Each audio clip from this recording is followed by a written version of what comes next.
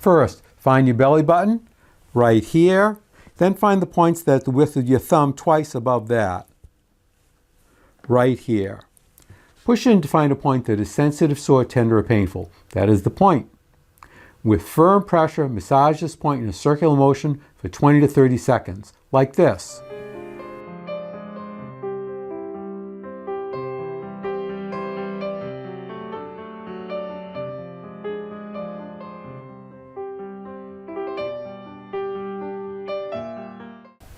And if you have a Tei Shin, you can pulse this point 25 times like this.